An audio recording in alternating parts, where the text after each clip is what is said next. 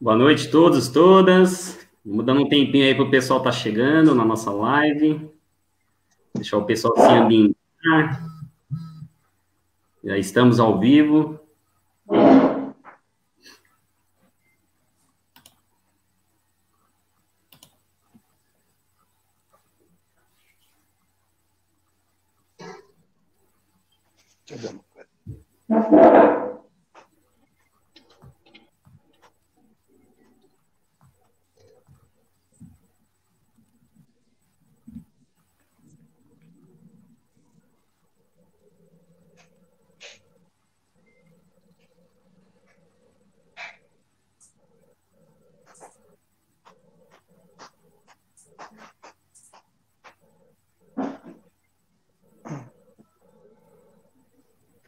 Boa noite, grande Cláudio, chegando aí. Rafa, boa noite. Vamos dar um tempinho aqui para ver se chega mais alguém para a gente dar início.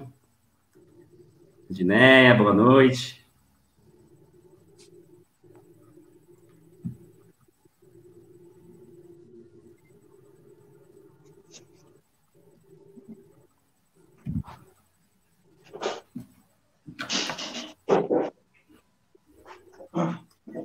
Grande Cláudio, hoje a gente vai comentar um pouquinho sobre o nosso artigo, já já.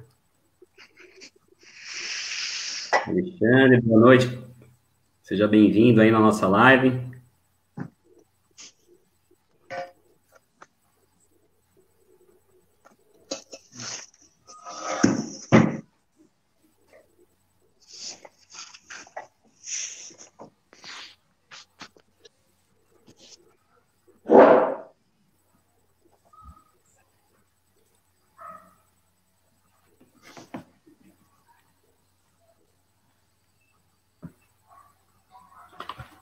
Raimundão, boa noite, Raimundo. Pessoal que está entrando aí, ó, se puder compartilhar no Facebook a live, só clicar lá e enviar para as outras pessoas. A gente agradece aí a parceria. Wanderlei, boa noite também para você. Seja bem-vindo. Milena, boa noite.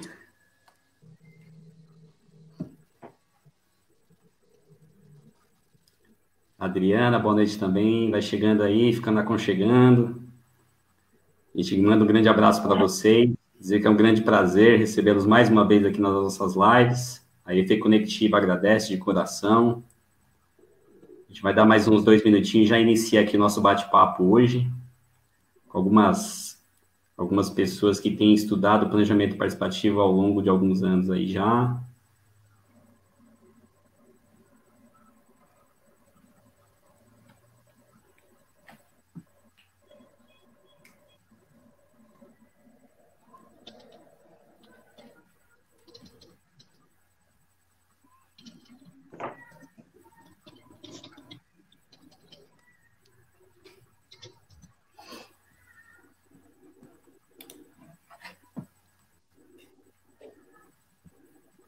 Anne, boa noite. O amigo do Pet chegando aí, ó.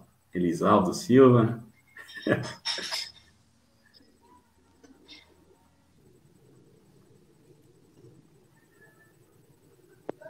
A Anne, minha aluna, também entrou aí. Obrigada, Anne. Anne está em todas, né, Val? Essa vai longe, guarda esse número.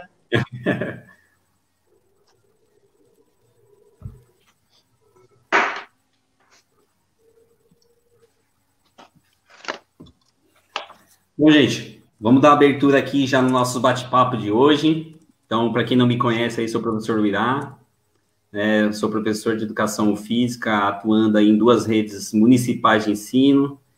Tenho também estudado aí há alguns anos já, vou para 6 anos de estudo, mestrado, doutorado, e a gente vem trilhando alguns caminhos para poder contribuir com a educação física escolar de alguma forma, né? Para que a gente parta de uma educação física para uma educação física crítica, né, transformadora, tá? Alguns recados iniciais para todo mundo.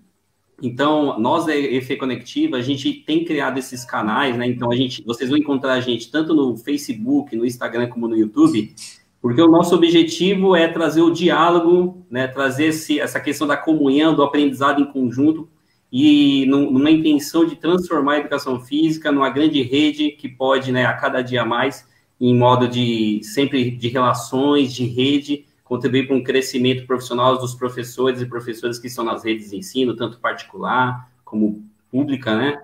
E assim tentar contribuir de alguma forma com as nossas pesquisas, né, para a sociedade, de uma forma sempre pensando na qualidade de ensino, que é o nosso grande objetivo aqui.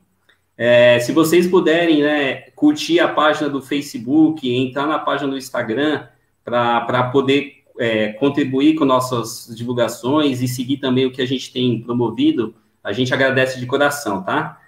E a gente vai pedir, para quem tiver pergunta, hoje, a gente vai deixar um pouquinho para o final, uns de 15 a 20 minutos, para que vocês façam perguntas direcionadas, ou seja, se vocês quiserem fazer pergunta ao professor Walter, professor Peters, professora Valdilene, a gente pede para que vocês deixem para fazer essas perguntas nos últimos 20 minutos e tenta direcionar, essa pergunta vai para o professor Peterson, tá? Que aí já ajuda a gente a dar uma filtrada aqui nas nossas interações. Outra coisa, lá na página do Instagram da EFE Conectiva, tá tendo um sorteio de um livro do nosso grupo de estudo. Se vocês puderem entrar lá, né, sigam as regras do nosso sorteio, que eu garanto que o livro, ele vai contribuir bastante com as reflexões aí da prática pedagógica, tá? E demais, eu quero agradecer todo mundo que está chegando aí, que não estava no comecinho. Boa noite a todos e todas. A nossa live hoje vai tratar sobre o planejamento participativo nas aulas de educação física escolar. Mas antes, né, eu vou querer que esses nossos ilustres convidados, eles se apresentem para a gente um pouquinho de forma bem rápida, e depois eu vou dar uma introdução sobre o tema do planejamento participativo, tá? E vou começando com a professora Valdilene, né, que é uma grande amiga minha, uma professora de escola pública, né, está no ensino superior também, e uma grande pesquisadora, a qual eu tenho um grande carinho. Val, se apresente aí. Olá, pessoal, boa noite, todas e todos. Eu sou a professora Valdilene, eu sou de Minas Gerais, então vocês vão perceber pelo sotaque, né? A minha formação, ela vem lá de Minas Gerais, e eu me mudei para São Paulo por conta do mestrado, do doutorado. Eu estudo educação física escolar e currículo há algum tempo, tenho me dedicado no doutorado mais aos estudos sobre Paulo Freire, e eu vou tentar, então, estabelecer um diálogo entre o que Paulo Freire traz para nós de contribuição teórica e como que isso pode acontecer dentro do planejamento participativo. Eu queria cumprimentar os meus colegas que estão aí, é uma grande honra, professor Walter, Peterson, Irá, dialogar com vocês hoje sobre um assunto tão importante para a educação física. Legal, Val. Agora eu vou chamar um professor que faz parte da minha história, né, nessa carreira de docência, que é o professor Walter, que foi meu professor na graduação, né? Participou da nossa formação continuada lá em Santo André, né? Fez parte da minha banca lá de mestrado, né? E é um professor que a gente encontra geralmente nos congressos, a gente sempre está dialogando, e a gente tem a honra de ter um trabalho publicado junto na revista da UFRA, a qual eu agradeço demais. Professor Walter, grande carinho recebê-lo aqui hoje. Pode se apresentar aí. O Irá, professora Val, professor Peterson, prazer estar com vocês aqui. Obrigado pelo convite, obrigado pelo tema, né? Vocês viram que o professor Irá é realmente um herói, conseguiu sobreviver a todos os meus malfeitos com ele, então fico feliz. Se eu puder me apresentar, eu vou para alguns aspectos de currículo. Sou professor da Escola de Educação Física e Esporte da USP e me formei em Educação Física no final dos anos 80, na saudosa FEFISA. Sobre os aspectos mais importantes do meu currículo, sou filho de Walter e Hilde, sou palmeirense, canceriano, estou de dieta e aprecio conversar sobre educação. Uma coisa importante, sou amigo do professor Francisco Caparrós e do professor Diego Luz Moura, que deve estar nos acompanhando. É isso, obrigado. Legal, professor Walter, sempre um prazer. E agora eu vou chamar um professor que eu costumo dizer que o Peterson é um professor engajado, né? Porque onde que eu conheço o Peterson? Eu vou para um congresso na USP e vejo lá um rapaz apresentando uma prática pedagógica muito bacana, e eu falo, cara, esse rapaz eu preciso conhecer, porque eu preciso aprender com ele, né? Então, o Peterson, é um grande prazer recebê-lo, né? Dizer que essa carreira pedagógica no ensino público, se a gente procura algumas referências para a gente poder desenvolver o nosso trabalho, você é uma delas. Então, pode se apresentar. Muito obrigado, professor Irá. Boa noite a todos e a todas, aos meus companheiros de diálogo, o Walter, a Val. Eu não sei se eu fico lisonjeado com essa fala sua ou entristecido, né? Porque a que ponto chegamos? Brincadeiras à parte, eu fui professor da rede estadual durante 10 anos. Hoje eu sou docente da rede municipal de São Paulo.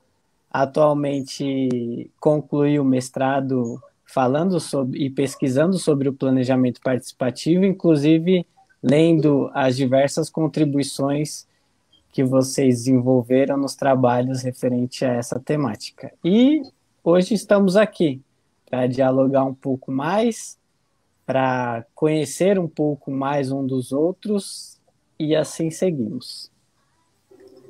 Beleza, com grande prazer, né, e carinho que eu recebo todos vocês, e você, Val. A gente agora vai passar para uma parte de cronograma, então para que vocês aí que estão assistindo tenham um roteiro a ser seguido, a gente vai começar primeiro falando sobre os fundamentos do planejamento participativo, que é um primeiro bloco, e aí cada participante vai falar um pouquinho. No segundo bloco, a gente vai falar sobre as possíveis dificuldades e potencialidades do planejamento participativo. Então, aí, de novo, todos os participantes vão falar sobre certa temática. E, no finalzinho, a gente vai falar sobre os relatos de experiência com o planejamento participativo, que é um momento muito rico, onde que a gente vai trazer à tona as reflexões com base em pesquisa sobre o planejamento participativo. De start, eu venho trazendo aqui para vocês, assim, o que a gente tem de ideia de planejamento participativo que a gente tem desenvolvido aí nos últimos 10 anos. Particularmente mais próximo aí, eu, Vinícius, né, há 10 anos trabalhando lá em Suzano, a gente tem pensado o planejamento participativo de forma bem coletiva e sempre pautado em alguns referenciais que tem, né, tem contribuído para as nossas reflexões, e sem dúvida o Paulo Freire vai ser esse referencial que tem grande peso para a gente começar a refletir a nossa prática pedagógica através do planejamento participativo, com origem, né, essa aproximação que a gente faz com os círculos de cultura é que tem inspirado a gente trazer esse diálogo do planejamento participativo, né? E eu penso assim, o planejamento participativo, ele sai de uma lógica de aula que né, teoricamente, ela é estática e vai para uma lógica de aula que vai ter uma dinâmica diferente. E a gente sabe muito bem que o planejamento participativo, ele não é fácil de se aplicar de início em uma escola que você chega. E por isso que é interessante a gente dialogar com os professores da realidade escolar, para, de fato, a gente mostrar que o planejamento participativo é um processo, né? Primeiro, a gente tem que se calçar, né, de referências teóricas, ter algumas literaturas para você poder fazer a reflexão da sua prática e começar a modificar ela. É lógico que a gente vai chegar em escolas que a gente vai encontrar resistência de aluno ao planejamento participativo, até porque, pensa, é uma aula que vai nascer do diálogo, porque para você trazer o aluno para produzir uma aula, compor um planejamento participativo, ele precisa primeiro pensar a aula junto com o professor. Eu acho que a palavra-chave que eu aprendi muito com o Paulo Freire é trazer o aluno para fazer junto com o aluno, né? E isso é um exercício que não vem da noite para o dia. Então, a pedagogia do oprimido é um referencial que a gente traz nessas discussões.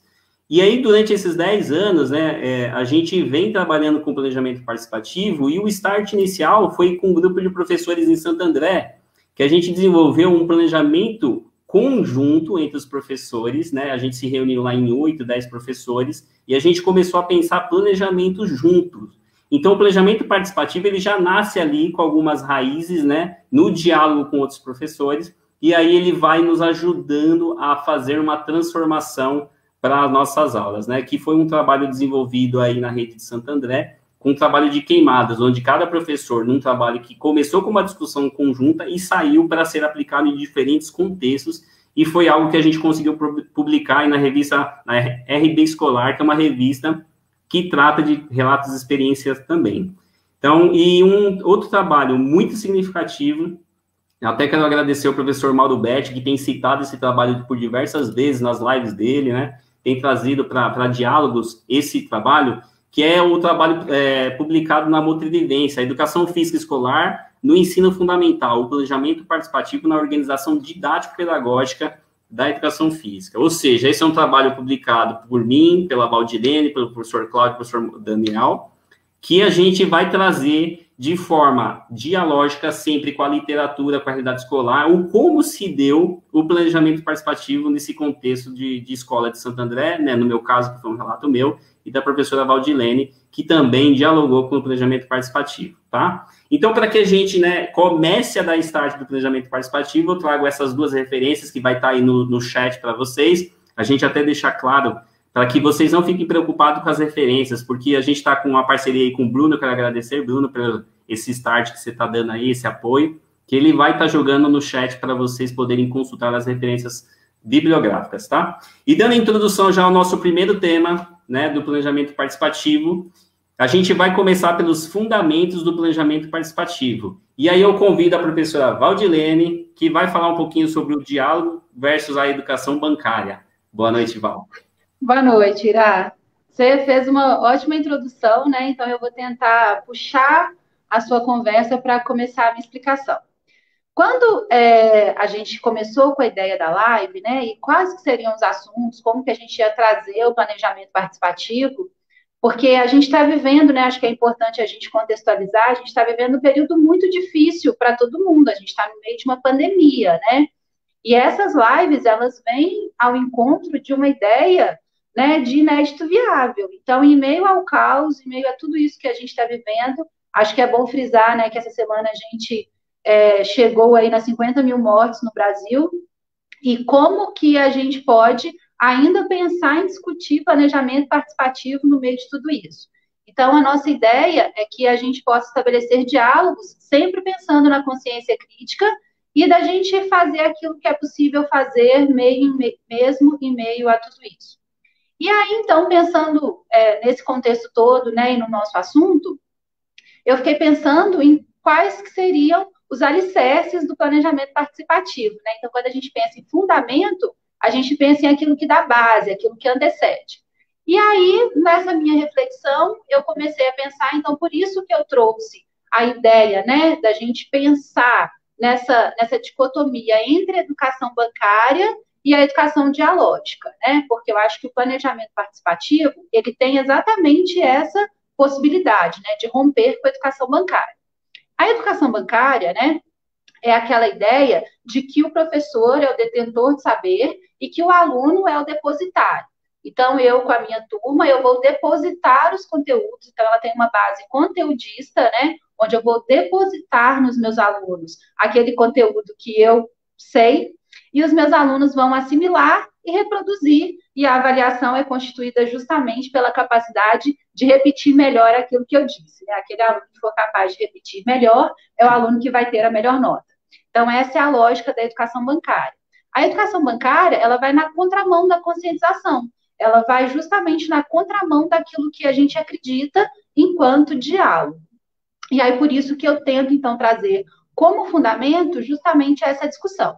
A educação, rompendo, então, com essa lógica da educação bancária, acredito eu que o planejamento participativo, ele nasce do diálogo, né? Então, o ponto central do planejamento participativo é justamente o diálogo entre educador e educando. Esses dois, quando eles estabelecem um diálogo verdadeiro, não aquele pseudo-diálogo, né?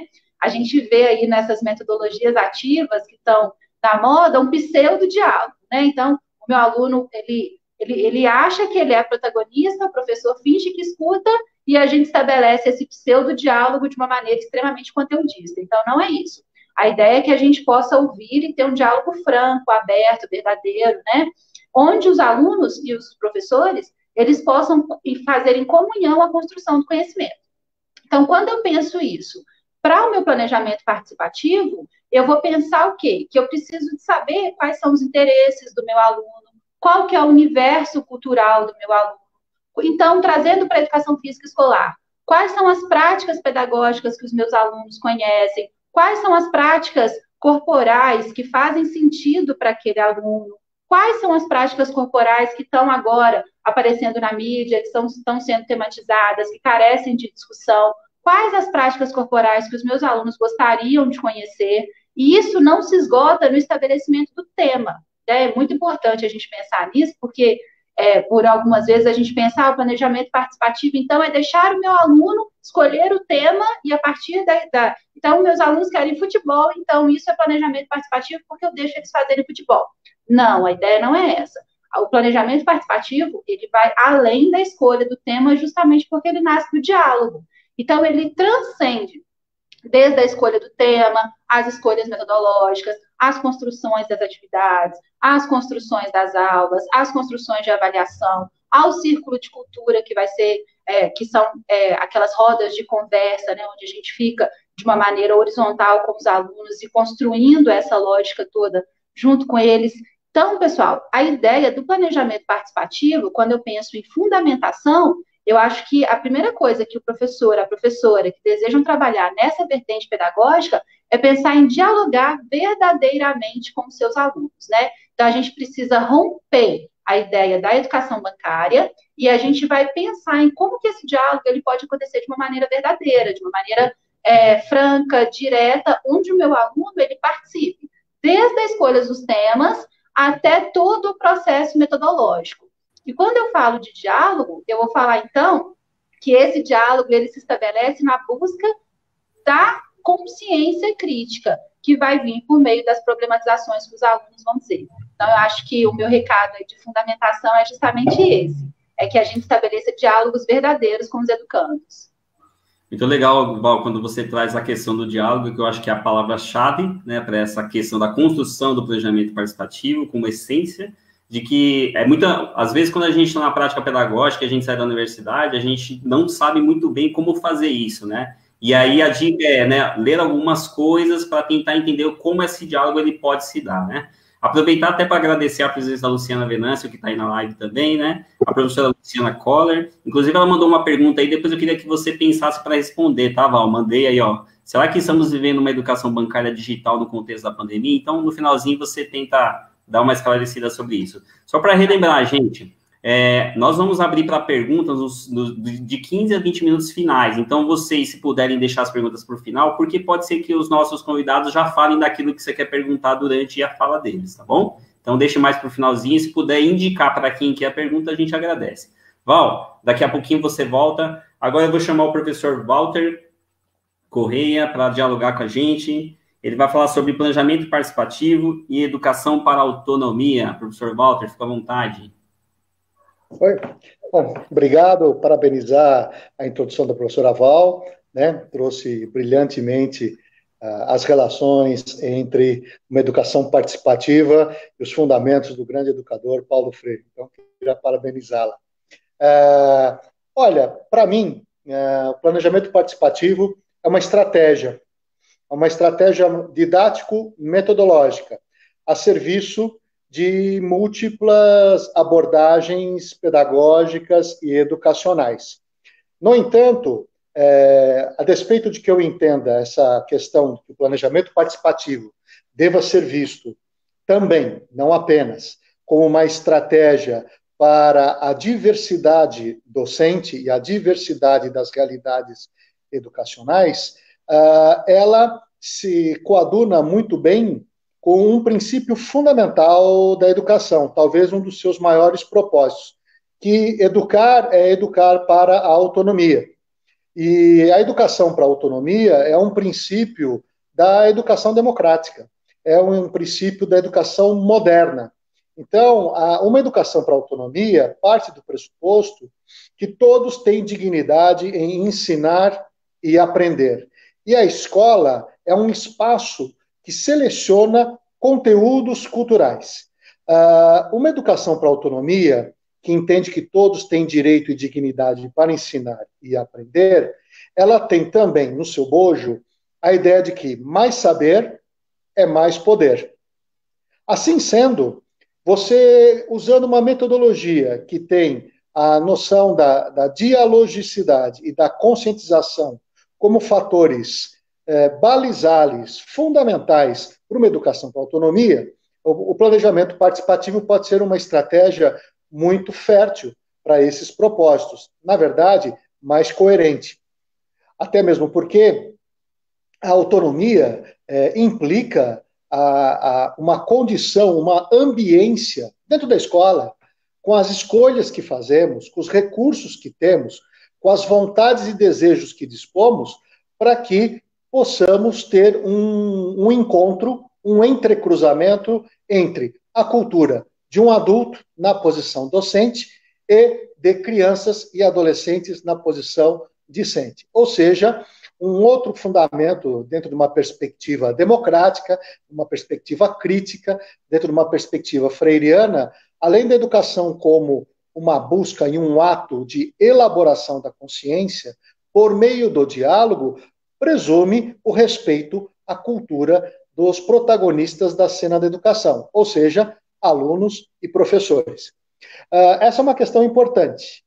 Então, pensando o planejamento participativo como uma estratégia de uma educação democrática e para a autonomia, eu vejo também como algo a ser destacado, é que como que o planejamento participativo, ele se relaciona, ou ele pode ser explorado na perspectiva de um componente curricular, e se é componente curricular, comporta um projeto de cultura, temas e conteúdos culturais, como no caso é a educação física. Veja, a educação física, em tese, pelo menos em termos de imagens e propósitos, ela comporta dois fenômenos, dois temas muito relevantes, independentemente da abordagem epistemológica, da abordagem pedagógica que você tenha como sua preferência.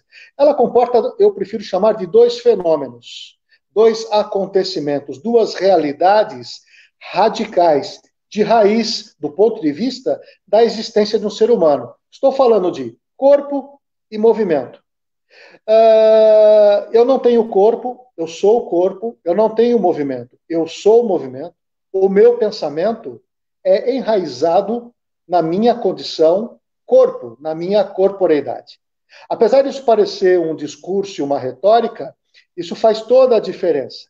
Não que a educação física esteja historicamente focada nessa visão de totalidade, nessa visão de radicalidade, mas brincar, jogar, dançar, lutar, esportear, experimentar, conhecer e cuidar do corpo e das suas possibilidades de movimento é falar de uma condição sine qua non do ser humano. E é por isso que é diferente de eu estar numa disciplina teórica em sala de aula, que com o meu corpo imóvel eu posso me abstrair, eu posso quase que como, entre aspas, me abduzir daquela proposta, mas quando alguém me chama para estar em movimento, em comunhão com os outros, na frente dos outros, isso, além de ser radical, é um ato muito íntimo e subjetivo. Portanto, a educação para o corpo e a educação para o movimento, ela precisa estar dentro de uma ambiência e de uma proposta que valorize a autonomia. O que quer dizer? Vamos dialogar com os alunos quais são os temas e as experiências corporais que nós teremos como consenso a serem explorados. Por conta de quê? Por conta dessa radicalidade, por conta dessa essência, por conta dessa relevância que é a educação corporal e de movimento. Ela, portanto, uma educação para a autonomia, em que, na minha condição raiz de existência no mundo, com o mundo e a partir do mundo, na verdade, as minhas fantasias, as minhas dores, as minhas dúvidas, minhas convicções, todos eles são corporais. Eles partem, são processados e retornam para o corpo. Uma educação para a autonomia e uma educação corporal na perspectiva da autonomia não pode deixar de ter a dialogicidade, o respeito entre as culturas e um projeto que seja compartilhado com os alunos, dado a radicalidade e dada a especificidade do que a educação física comporta, ou, melhor, deveria comportar. Muito legal, professor Walter. Você vai falando, eu vou me lembrando do seu artigo, né, que está publicado na revista da USP, muito bacana sobre o planejamento participativo. E essa questão da autonomia, ela me faz muito relembrar algumas falas do Paulo Freire, né, que o planejamento participativo com uma estratégia metodológica, né, ela precisa ser libertadora, ela precisa ser emancipadora, ela precisa ser problematizadora e trazer essa relação aluno-professor para que juntos vão construindo, e aí pensando na educação física, os temas, os conteúdos, as avaliações, e isso me relembra muito o seu artigo lá, que a gente tem a grande honra de ter consultado também, tá bom? Daqui a pouquinho você volta, professor. Vou chamar para o nosso diálogo professor Peterson, que vai falar nesse primeiro bloco sobre as ramificações da microfísica do poder no planejamento participativo. Peterson, fica à vontade. Boa noite, novamente. Não sei se eu rio, se eu choro, porque tiveram as apresentações anteriores muito boas, e vou tentar manter o nível elevado. Era melhor eu ter começado, porque aí acendia, né? Então, inicialmente, eu tive uma dificuldade aqui nesse Admirável Mundo Novo. Eu produzi umas ilustrações e está na minha página do Facebook para que depois quem quiser visualizar, visualize, para dar andamento nessa apresentação, porque eu sou bastante audiovisual. Então, pensando nessas ramificações da microfísica do poder no planejamento participativo, esse poder, pensando numa questão Foucaultiana, o poder ele não se aplica aos indivíduos, mas passa por eles. Por exemplo, hoje, neste momento, eu tenho o poder de estar falando com vocês. Quem tem acesso à internet tem o poder de ou assistir ou tirar e fazer outra coisa, assim como o Irá tem o poder de me cortar algum momento, né, nessa transmissão. Então, assim como o professor Walter ressaltou, o planejamento participativo em si, ele é uma estratégia de trabalho, perpassado por uma questão extremamente democrática dentro do ambiente educacional. E aí, pensando nessa vertente do diálogo, assim como a Val e o professor Walter colocaram, ressaltaram, Paulo Freire destaca bastante isso no capítulo 4 do livro dele de Medo e Ousadia, sobre o método dialógico. E aí, pensando nessa microfísica do poder, nessa democracia existente dentro do planejamento participativo, envolvido dentro de um currículo, é bom ressaltar, e aí tendo embasamento em Miguel Arroyo, que o currículo é um território em disputa. O currículo ele tem um embasamento em documentos, em pesquisas científicas, em documentos oficiais, mas também ele necessita de se adequar, se modificar a diferentes realidades educacionais. Então, o currículo em si, ele é flexível, ele precisa ser flexível para que ele atenda a diferentes realidades. E conheça também diferentes pessoas, né? As ramificações da microfísica do poder dentro do currículo, ele pressupõe uma autonomia, seja por parte do corpo docente, seja por parte de todos os outros envolvidos. Ela pode se iniciar dentro da sala de aula com o professor e seus alunos, mas ela não pode ficar restrita apenas à sala de aula. O planejamento participativo ele precisa transcender a sala de aula para que se desenvolva um planejamento de maneira dialógica, assim como a Val ressaltou inicialmente, para que todos os envolvidos dialoguem em um bem comum para as pessoas que estão envolvidas. Referente à educação bancária, o planejamento ele é o oposto da educação bancária. Assim como o Paulo Freire coloca sobre a educação bancária, um outro autor que referencia Paulo Freire e desenvolve pesquisas referente a essa questão é o autor Saul Sannes. Na tese de doutorado dele, ele coloca bastante isso no capítulo 1 sobre a educação bancária. Ele faz duras críticas sobre a educação bancária. Então, pensando nas ramificações da microfísica do poder no planejamento participativo, essas ramificações elas precisam ser diluídas para que sejam democraticamente desenvolvidas dentro do contexto escolar.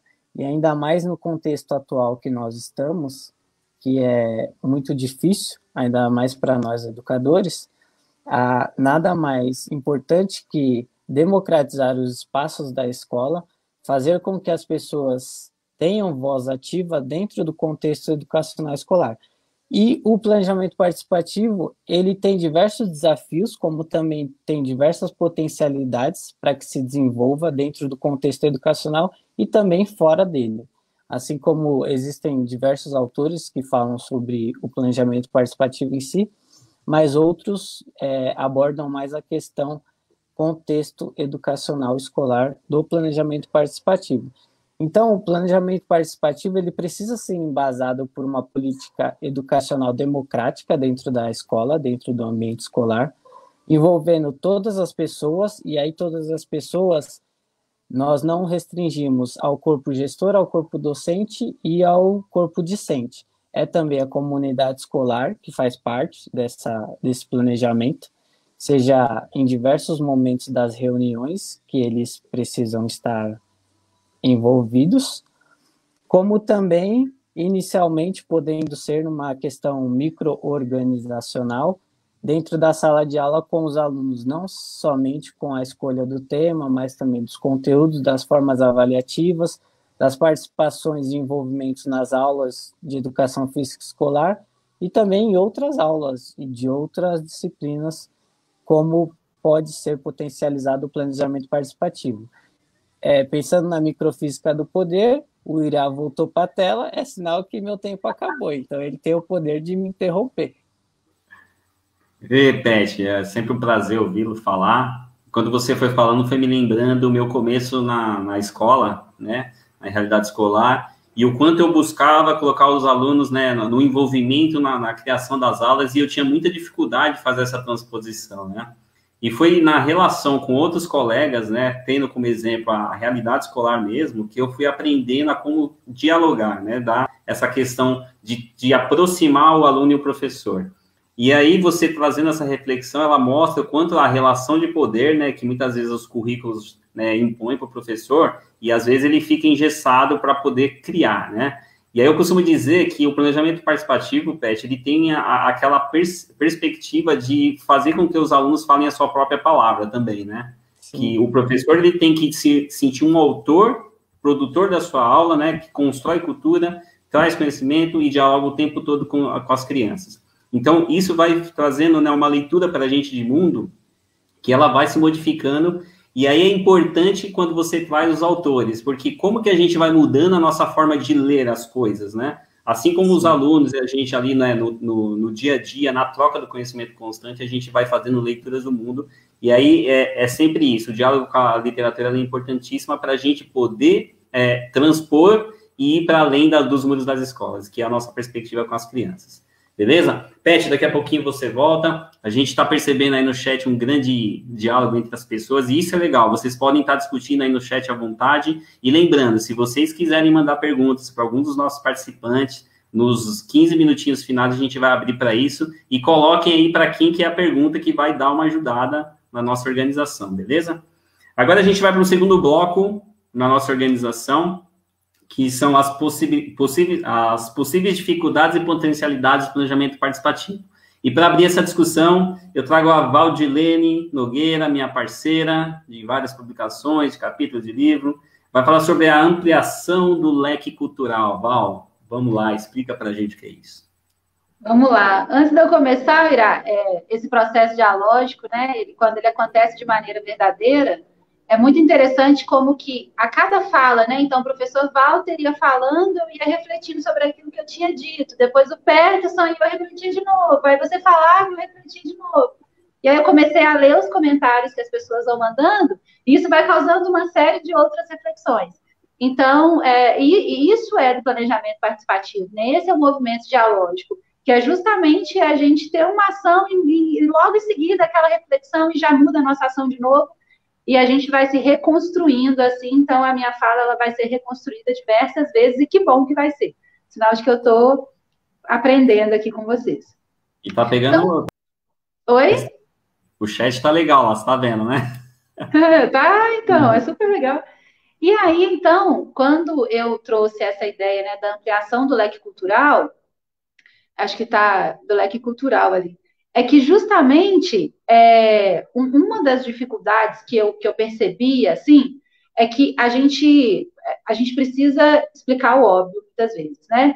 Então, quando a gente pensa em planejamento participativo, não quer dizer que a gente vai querer agradar os alunos o tempo todo, né? E que o aluno vai fazer a aula da maneira como ele gostaria de fazer e o professor vai se abstrair da tarefa de ensinar, né? Então, por mais óbvio que isso pareça, eu acho que a gente precisa sempre, ainda mais nesses tempos reacionários que a gente vive, ficar explicando o óbvio o tempo inteiro. Então, eu coloquei como uma dificuldade dessa questão da ampliação do leque cultural, justamente porque é o professor agir na mediação, né, entre a leitura de mundo e a tematização da cultura corporal de movimento que a gente busca. Como que a gente faz essa mediação, dando voz aos alunos, escutando os alunos, estabelecendo com os alunos um diálogo verdadeiro, né, para a autonomia, para a consciência crítica, para a reflexão, mas, ao mesmo tempo, a gente faz com que isso amplie as suas experiências corporais, culturais, né, enquanto ser humano que estão ali. Então, quando eu penso nessa ampliação do leque cultural, e aí eu vou pensar no projeto político-pedagógico da escola, porque a educação física ela precisa de estar inserida dentro daquele projeto político-pedagógico que a minha escola estabelece. Então, como que eu vou fazer dentro do planejamento participativo com que a minha intencionalidade pedagógica, como que aquilo dialogue com o tipo de sujeito que eu quero formar na minha escola, né, na escola que eu trabalho, qual que é o papel do planejamento participativo dentro desse projeto, que é um projeto maior.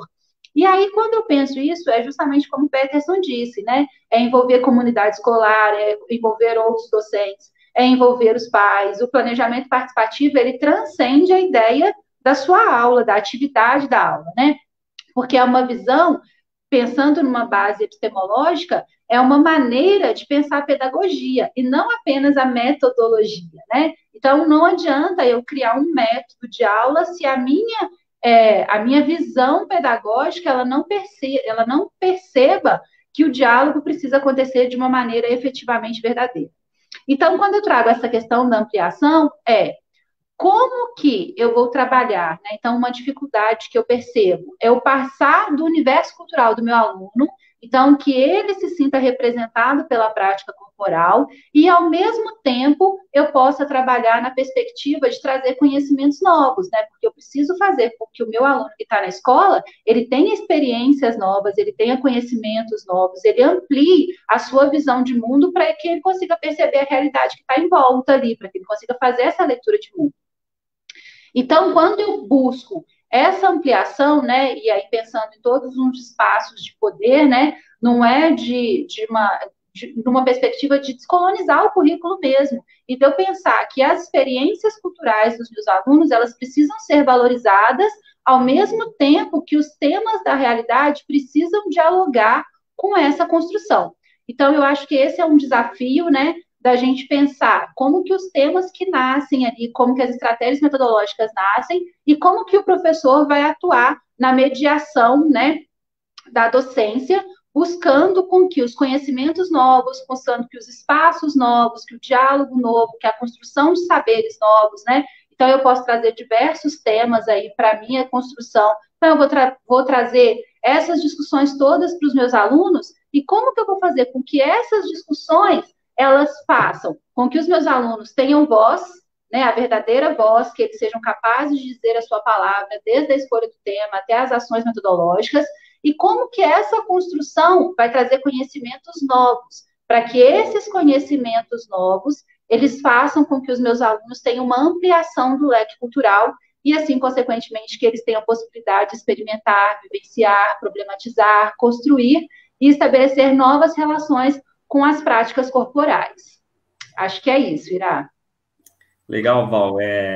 Eu sempre vou trazer os exemplos de vocês que vão falando para a prática pedagógica, né? Porque dentro de uma realidade escolar, muitas vezes a gente quer implementar o planejamento participativo logo de cara, né? E aí a importância de conhecer o contexto, de fazer as relações para que você, de forma, né, dialógica, vá construindo aos poucos esse processo que ele não é simples. Então, você trazer essa questão, ela é muito importante para que a gente vá refletindo sobre a construção até da nossa prática, né? Por exemplo, a descolonização do currículo, né? A gente sai da universidade, muitas vezes, muito viciado a certas coisas, né? E se a gente não entra nesse ciclo de reflexão, a gente continua há muito tempo reproduzindo esse currículo colonizado, né? Então, é a reflexão que você traz, parabéns.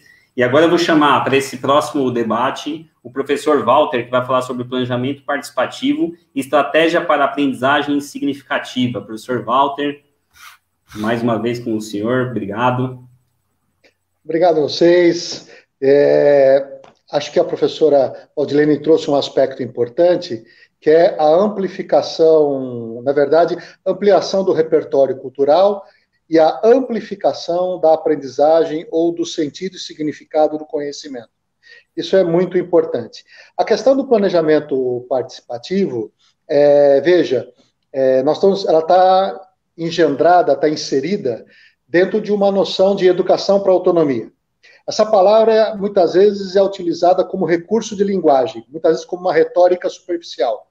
Às vezes nós usamos a palavra autonomia, democratização do ensino, problematizar, dar voz aos alunos, e muitas vezes usamos esses recursos como uma forma de buscar consensos. E às vezes nós perdemos um pouco a profundidade desses termos, que nós devemos tomar bastante cuidado ao utilizá-los.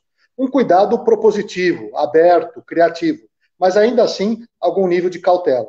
Por que eu estou colocando isso? O planejamento participativo como estratégia para uma educação para a autonomia para uma cultura corporal de movimento, ele seria de bom tom que tenha o diálogo, e diálogo é mais do que deixar os alunos falarem, é ter um compromisso de querer entendê-los, né? É uma escuta ativa, interessada, curiosa e solidária. Não apenas deixar o aluno falar ou deixar o professor falar. Há um interesse na comunicação.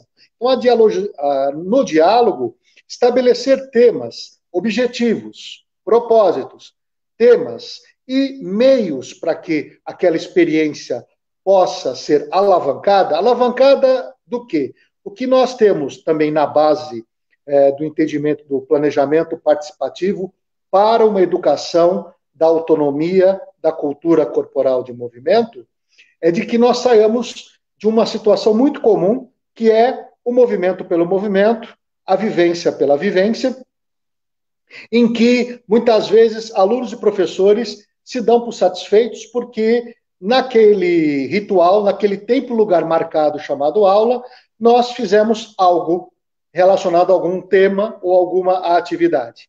Uma das coisas que eu vejo que é muito importante para uma educação para a autonomia com planejamento participativo é não tornar as aulas de educação física, por meio desse planejamento, uma atividade típica de recreacionismo. Recreação é coisa séria, lazer é coisa séria, mas são coisas diferentes. Ou seja, ter um repertório, um elenco de atividades em que alunos e professores chegaram a um consenso relativo e começaram a desenvolver ao longo das semanas e das aulas. Veja, ainda que isso supere aquela figura, aquela imagem das mesmas aulas de educação física, com o quarteto fantástico, aquelas 4 modalidades de quadra, com exercícios de ginástica ou de condicionamento físico, que não tem muito sentido para os alunos, isso é um avanço? Mas é suficiente? Não. Do ponto de vista dos propósitos da educação escolar, é preciso que nós tenhamos um esforço para que qualquer que seja o tema, ainda que tenha sido negociado, porque planejamento participativo, dialogicidade inclui negociação, é preciso que o professor, na sua formação e dentro da sua perspicácia, ele faça ampliação de qualquer que seja o tema, de qualquer que seja a atividade acordada com seus alunos. É claro que nós queremos sair de uma aprendizagem precária, superficial, mecânica, experimentei, passo para a próxima, para que a gente possa, com a atitude do professor, com aquilo que chamamos de problematização, que é questionar, desafiar, trazer à tona pontos de vistas diferentes, outros autores, outros personagens, outras imagens com aquele tema, seja a capoeira, o axé, o pega-pega, né, o parkour, qualquer que seja a atividade que você eleja juntamente com seus alunos, é o professor que tem a formação para fazer a amplificação disso. E, obviamente, isso requer saber docente, para que a gente saia da aprendizagem mecânica, superficial, rasa, para uma aprendizagem significativa. Tudo bem, nós já garantimos um ambiente de diálogo, nós decidimos juntos quais são os temas da cultura corporal de movimento que vamos explorar, mas agora é o como nós vamos explorar esses temas, para transformar vivência em experiência. Dito de outra forma, em que momento aquele tema, o basquetebol, a ginástica, a capoeira, a aula de luta, a aula de dança, os ritmos africanos, quaisquer que sejam, como que o professor vai fazer uma amplificação com os fundamentos socioculturais? De raça, gênero, classe social, estética, como que ele vai também incorporar os fundamentos do campo biodinâmico, da fisiologia do exercício, da biomecânica? Porque falar de autonomia, educação progressista e crítica, negligenciando os fundamentos biodinâmicos, negligenciando a técnica, negligenciando também aquilo que filosofamos, trabalhamos em antropologia lá no curso de graduação, é a hora dele pegar e criar o espaço para trazer à tona. Aí sim, nós trazemos algo que seja digno de nota de problematização. Caso contrário, o planejamento participativo não vai sair de uma aprendizagem superficial para passar por uma aprendizagem significativa e, quiçá, que é um outro tema, falamos depois, que é a aprendizagem relevante. A questão é, relevante para quem? Aliás, a aprendizagem relevante é o horizonte de uma educação para a autonomia. Muito legal, professor, quando você traz a ideia da curiosidade, né? Porque no planejamento participativo, eu acho que o gancho para as crianças é exatamente você tematizar algo e trazer algo de curioso para que elas tenham essa sensação e esse querer aprender, né? Então, a curiosidade, ela vai ser esse start. E eu estava aqui fazendo algumas anotações quando você fala da nossa intencionalidade pedagógica, né? Para não cair na aula do qualquer coisa é aula, né? Acho que é muito importante você tocar nesse ponto, que é a importância da gente problematizar, fazer a ampliação desse conhecimento, ou seja, como o Paulo Freire vai chamar, possibilitar que as crianças sejam mais, para que elas consigam agregar conhecimentos, e aí você toca de novo num outro aspecto muito importante, que é os aspectos políticos, sociais, né, as questões da fisiologia, a questão da biodinâmica. Quando a gente vai tematizar o tema que for ele, a prática corporal que for, tem que se pensar em todas as possibilidades para que a criança tenha exatamente essa ampliação do conhecimento a partir do planejamento participativo. Eu me recordo de uma aula em que a gente fez a tematização do futebol e a gente chegou numa profundidade de discussão que as meninas começaram a pesquisar os salários dos jogadores e a diferença do salário das jogadoras. Então, olha lá, essa reflexão que foi feita dialogicamente ali no dia a dia foi levando a curiosidade, pela curiosidade das crianças, a aprofundar as discussões. Pode falar, professor. Não, rapidamente, aproveitando o que você colocou, veja, a importância de um professor que vai tematizar, ele parte da tematização, depois ele tem que ir para a problematização, para a ampliação.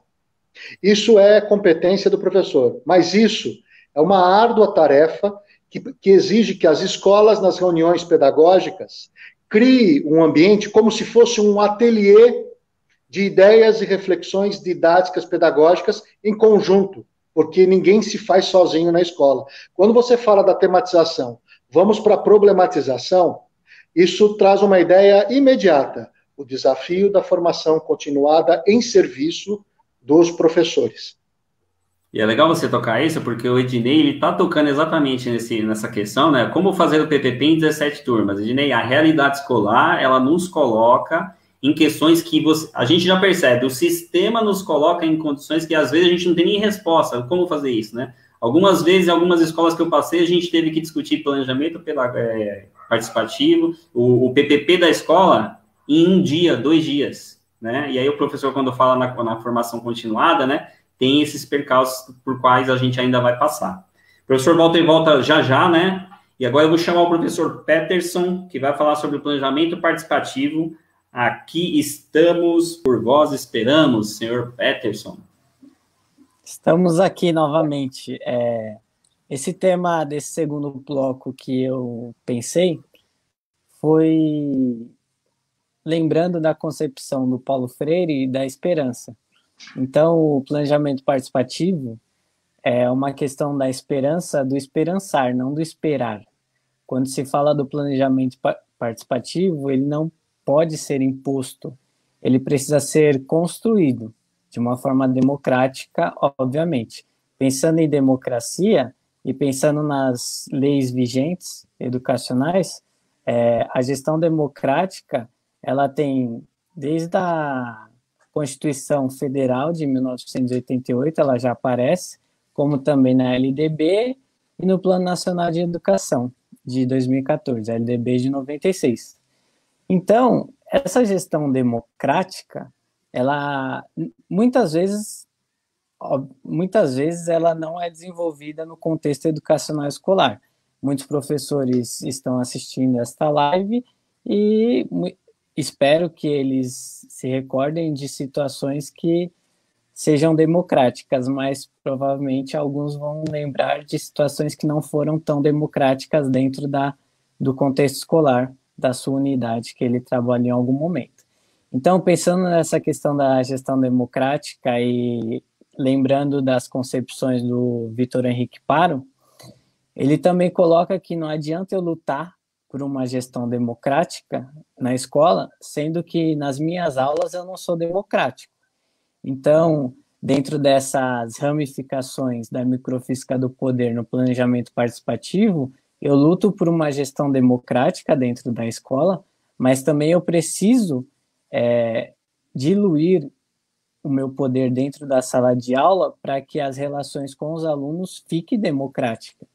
Então, é de extrema importância, ainda mais atualmente, no contexto atual que nós estamos vivendo, discutir e desenvolver democracia dentro da escola. Então, pensando numa questão freiriana, é uma tarefa também humanista, não somente o opressor se libertar, mas também libertar-se quem oprime, que muitas vezes está no contexto educacional escolar. Então, como o Ednei colocou, como desenvolver um planejamento participativo com 17 turmas? É muito difícil. Eu me recordo, e eu citei na minha dissertação, uma imagem daquele filme dos tempos modernos, do Charlie Chaplin, que ele é engolido pelo maquinário. O docente da rede estadual, municipal e de outras redes, muitas vezes ele é engolido por um sistema que não o mata, mas ele fica engolido dentro desse maquinário apertando parafusos, e muitas vezes isso acontece quando existe uma educação bancária para que o aluno vá bem em alguma prova externa, que essas provas muitas vezes não analisam o contexto educacional, o contexto social de cada escola. Então, as potencialidades e dificuldades existentes no planejamento participativo, eles são facas de dois legumes, ou de dois gumes.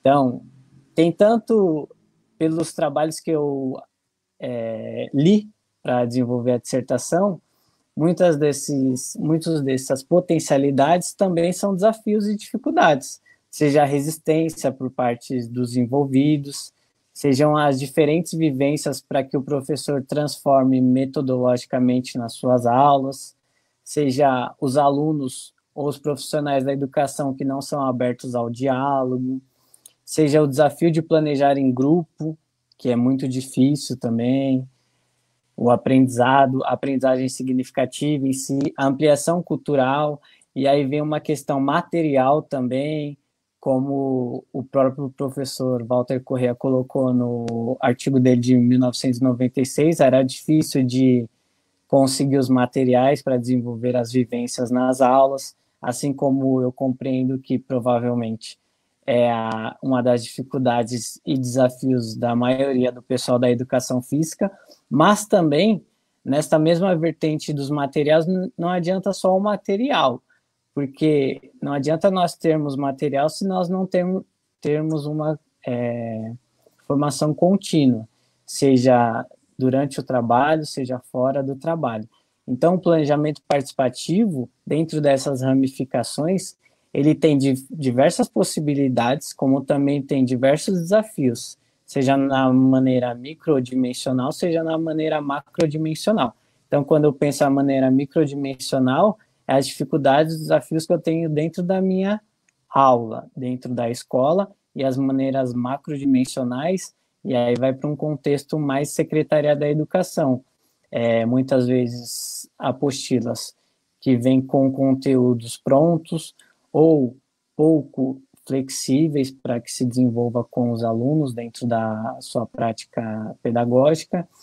Então, o professor em si, ele é gestor da sua própria aula, mas ele precisa democratizar não somente o conhecimento, né, a mediação desse conhecimento, mas também para que o aluno participe de forma efetiva dentro do planejamento participativo. Ó, quem voltou aí, o Ira, é sinal que, ó... Então, o aluno precisa participar de maneira efetiva dentro do planejamento participativo, e para o professor, geralmente, as potencialidades também vêm em forma de desafio dentro do planejamento participativo, seja a responsabilidade de ministrar essas questões, como também outras questões. Um dos fatores também é a organização de aulas. Quando você tem bastante turma, você tem que analisar e refletir criticamente sobre a sua prática docente, quais as melhores maneiras, e aí conversar com os discentes também, que vocês possam desenvolver as atividades previstas. Muito legal quando você traz esse chão de escola que a gente, né, costuma dizer, né, Pet? Porque quando as pessoas trazem para mim essas perguntas, então você fala de planejamento participativo, então todas as suas aulas, elas seguem o planejamento participativo. E aí a gente volta lá, e o sistema, ele deixa, a gente tem condições para isso, né? Igual, tá vindo bastante perguntas sobre a questão da pandemia, como tem sido um planejamento participativo diante de pandemia? De novo, né? O quanto a gente vai aprendendo nas dificuldades, né? Nesse dia a dia da escola. É um aprendizado constante, mas o que fica é a vontade e sempre a perseverança e a esperança de que a gente vai sempre nessa linha de pensamento, sempre crítica e trazendo as crianças para o debate. Mas que ela é fácil, ela acontece de forma tranquila? Não, isso não acontece e a gente tem que deixar bem claro aqui. Pet, obrigado. Pode terminar. Os documentos que embasam a educação são importantes, as pesquisas científicas são importantes também. Cabe ao professor ler, ter o conhecimento, analisar e transformar para a sua prática docente, de maneira que atinja de forma positiva seus alunos. Legal. A gente vai partir para o terceiro bloco agora, Pet. Já já você volta para a gente fazer essa última parte. E eu vou chamar a professora Valdilene de novo para falar sobre relatos de experiência com planejamento participativo e, mais especificamente, o ensino médio lá na Coeducar, né, Val? Um trabalho bonito que você desenvolveu lá. Fica à vontade. Obrigada, Ira. Com as falas de vocês, né, eu acho que esse talvez para mim seja o bloco mais importante, assim, né? Porque acho que o que dá, eu vou citar aqui o Carlos Rodrigues Brandão, que ele vai dizer para nós que o que dá legitimidade a uma teoria é a transformação da prática social, né? Então, uma teoria ela é legítima a partir do momento que ela é capaz de iluminar a prática e fazer transformações naquela prática. Então, toda essa teoria iluminou a minha prática pedagógica lá na Coeducar, que eu vou tentar falar um pouquinho para vocês. Antes, professor Walter, essa apresentação aqui, que eu vou falar um pouquinho do que aconteceu, eu apresentei num congresso lá na USP a primeira vez, num congresso de metodologia do ensino que o senhor organiza, e foi um dos trabalhos destaques lá, e depois virou um capítulo de livro, né, que eu fiz uma parceria, e essa experiência pedagógica foi se replicando em diversos espaços, né? Então, a importância dos eventos científicos abrirem a possibilidade para que a prática pedagógica ela seja explorada, né? Para a gente pensar que as pesquisas são importantes nos eventos científicos, mas dar um lugar de fala e o diálogo amoroso, né, intencional, na ideia de escutar o professor que está no chão da escola, ele é essencial para a gente entender como a educação física vem sendo, como diz Walter Bratt, a gente precisa se ater ao que a educação física vem sendo, e foi num desses eventos científicos onde eu tive a possibilidade de apresentar isso pela primeira vez lá no evento da USP, e eu acho que esse lugar de fala para os professores relatarem aquilo que a educação física vem sendo, ele está sendo tirado dos eventos científicos. A cada vez que eu vou participando, eu vou vendo que os relatos de experiência estão sendo deixados de canto, e o que eu acho uma pena. E aí, a ideia, então, desse relato lá na Coeducar, eu tive o privilégio de trabalhar numa cooperativa educacional, e essa cooperativa educacional, ela trabalhava com planejamento participativo, né? Então, era um lugar especial dentro do que a gente percebe da organização da escola. Eu tinha um grande espaço lá, então, esses problemas que aqui em São Paulo eu enfrento muito, de diálogo com a gestão, lá eu não tinha, então isso facilitou bastante a minha prática pedagógica. Era em comunhão com o projeto político-pedagógico da escola também que acontecesse dessa maneira, então esse também foi um grande facilitador, né? E eu consegui ficar lá nessa escola durante 6 anos, até eu me mudar para cá, né? E nesses 6 anos que eu fiquei, eu consegui acompanhar uma turma do ensino médio no primeiro, segundo e terceiro ano.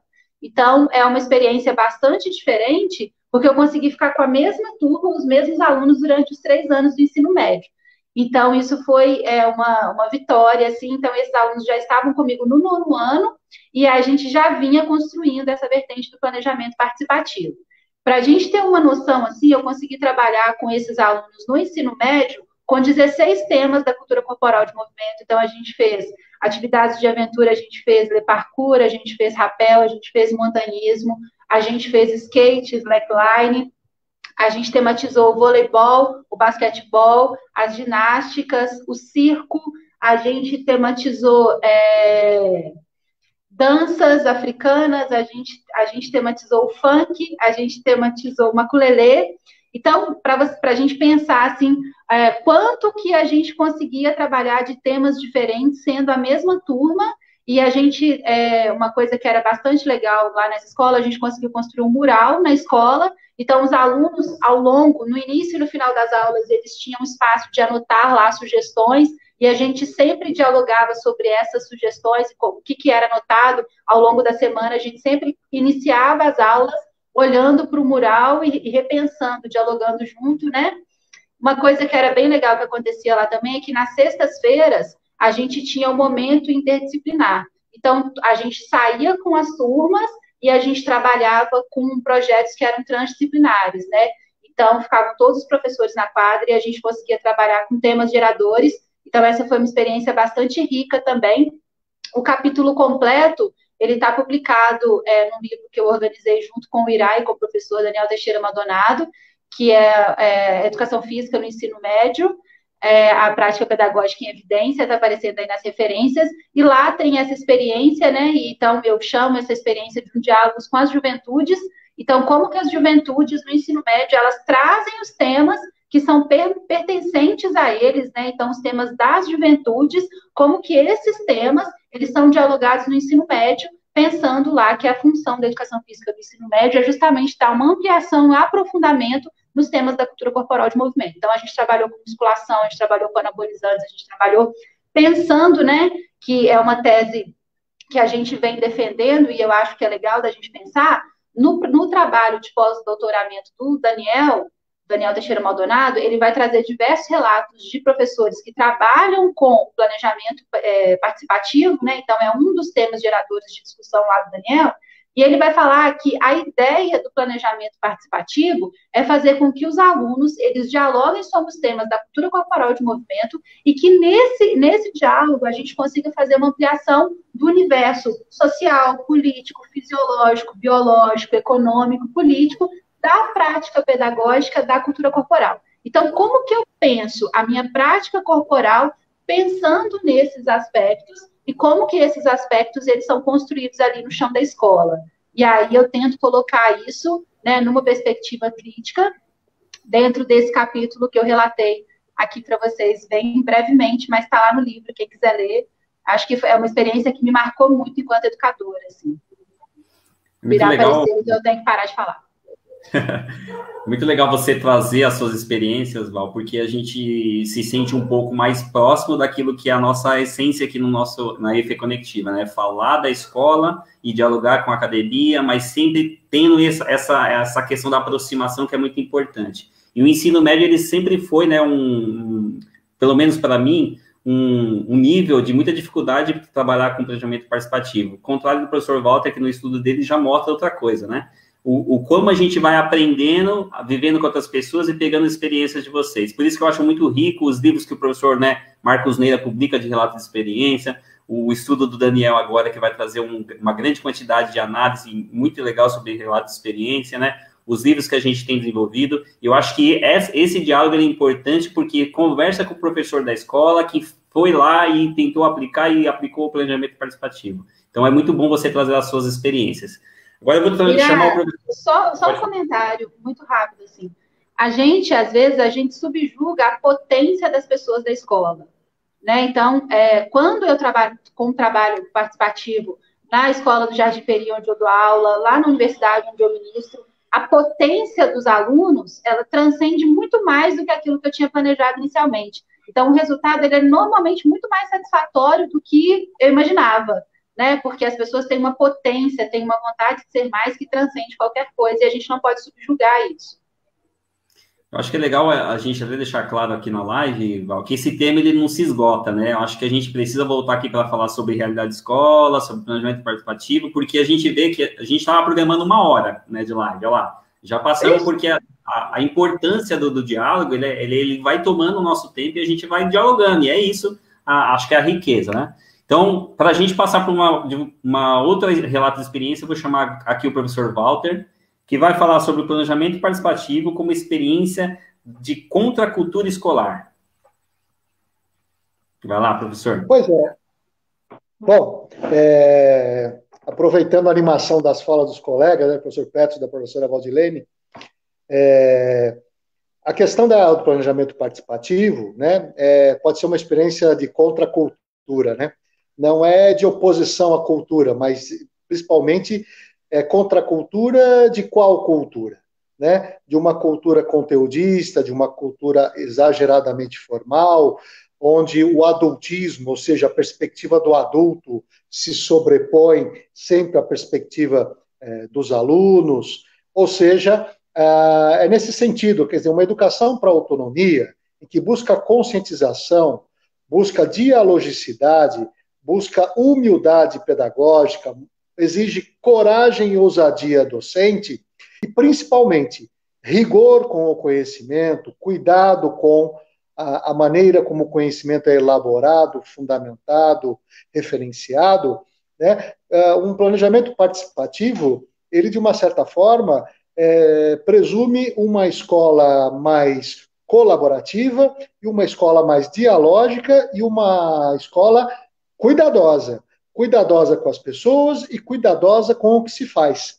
Então, em relação a uma escola precária, uma escola burocrática, uma escola legalista, uma escola formal e uma escola, muitas vezes, vulnerável do ponto de vista social, professores, alunos e comunidade escolar, com problemas sociais e humanos muito sérios, um planejamento participativo ele não é a tábula salvadora dos males da educação. Mas quando nós ousamos colocar a questão da contracultura, é por conta desses valores que uma educação da autonomia exige. Veja, uma educação para a autonomia, uma concepção semi-estruturada de currículo. Não tá tudo, talvez não seja um currículo totalmente aberto, para que a gente decida na hora com as pessoas, porque é preciso, nesse diálogo entre o docente e os alunos, na construção de um projeto de cultura corporal de movimento, em que o diálogo está posto, a perspectiva docente tem que estar presente e tem que ser reafirmada.